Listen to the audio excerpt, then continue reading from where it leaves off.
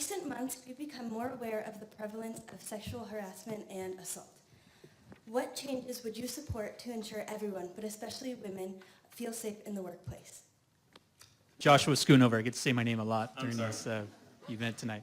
Anyway, sexual harassment and sexual assault, it is occurring in the workplace. And you know what? Whether I have the honor to represent you in this district or it's someone else on this stage, the reality is there's not a whole lot we can do about it. In terms of government agency legislation, we can enact some legislation there. But sexual harassment and sexual assault is addressed by the California Penal Code. It's a California state law. There's also municipal laws involved, but it's not a lot of federal legislation. But I want to speak to the young girls here who are going to college, because I've read some statistics before coming here, and I printed them out right here. 1 in 4 of you will probably encounter a rape or an attempted rape. That's according to the statistics.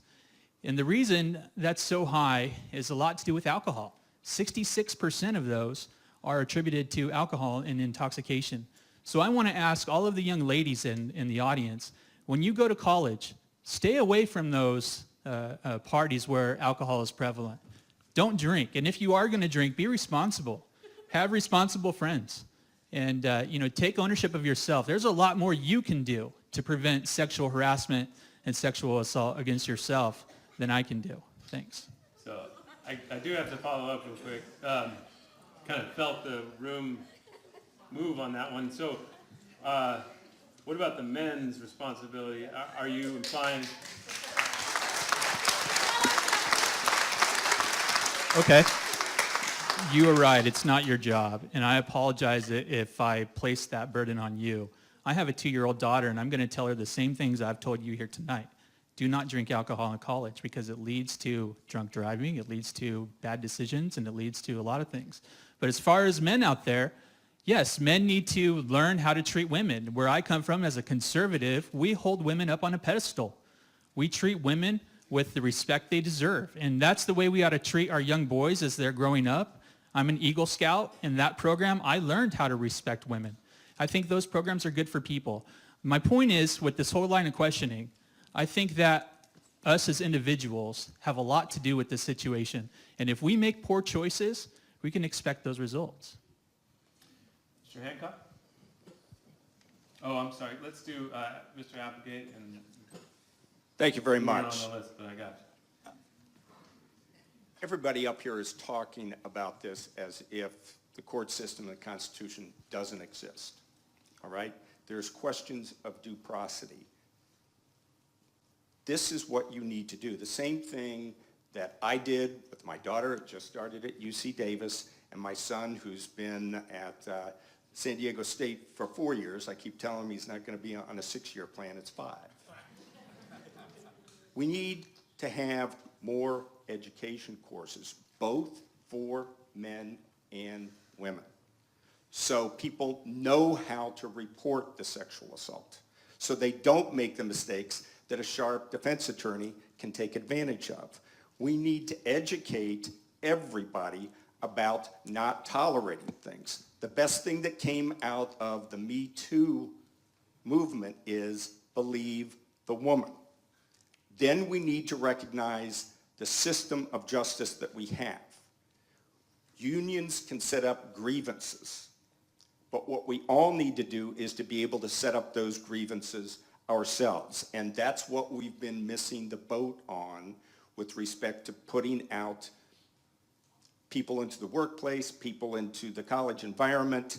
And trust me, I've been through the process with parents. We aren't educating people enough so they can report the sexual assaults or worse. And that's what can change things at the point when you get into court. And when you get into court, whether or not to keep a job or whether or not to prosecute someone criminally.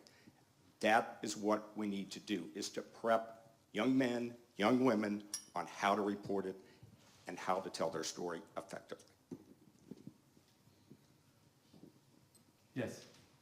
All right. I work for a Fortune 500 company, and we get quarterly training on sexual harassment, what not to do. No means no. Also I used to be a military policeman in the Marines, and That's right. You need to report it. No means no. If somebody, you don't want to be a victim, don't be a victim. Be able to defend yourself. If you're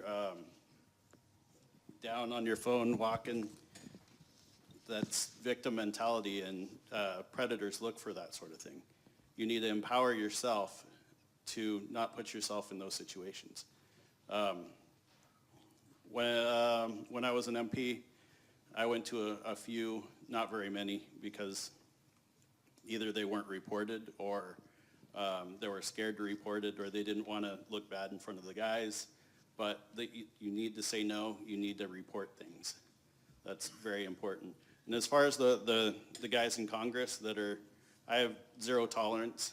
You should have, they're in a high representation of the land. They're in Congress. They should be held to a higher standard than everybody else.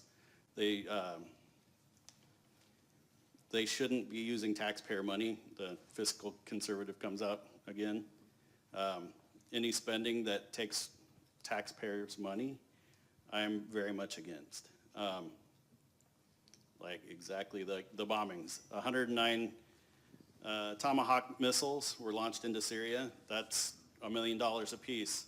That could have went to Flint, Michigan, even though it's completely separate budgets. It didn't accomplish anything, so. Just to, this thing about the phones, Yeah. You're not saying they can't look at their phones No. or they'll get assaulted? Just be aware of your surroundings. In the basic self-defense, you always be aware of what's around you. You know where the exits are. You know where possible attacks could come from. If you are walking with your cell phone, you're oblivious to anything that could come and get you. Okay, got it. Ms. Jacobs.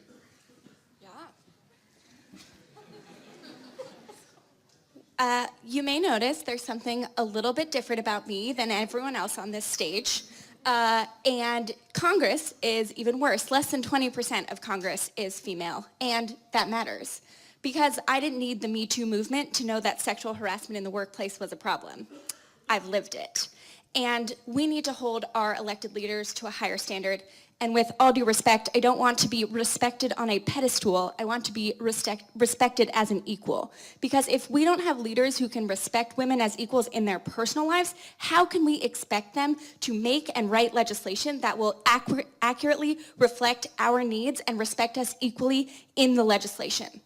So to all of the young women here, first of all, nothing you did or nothing you will do means that you deserve any of these things. 1 in 4 of us is likely to be harassed or assaulted in our lifetime, and it is not because you were looking at your phones or drinking alcohol, although don't drink till you're 21, obviously. And we need to make sure we're protecting women in the military. We need to make sure we're protecting women on college campuses, that we are giving colleges the funding they need to accurately live up to their Title IX requirements. But we also need to remember that there are so many women, low-income women, especially LGBTQ plus identifying women, who are going to be assaulted and have no mechanisms in place. It's not just about reporting, because reporting doesn't matter if there is a system in place that protects the abusers at the expense of the victim. And we need to make sure that we're focusing on ending the epidemic of violence against trans women of color that's happening in this country right now as well.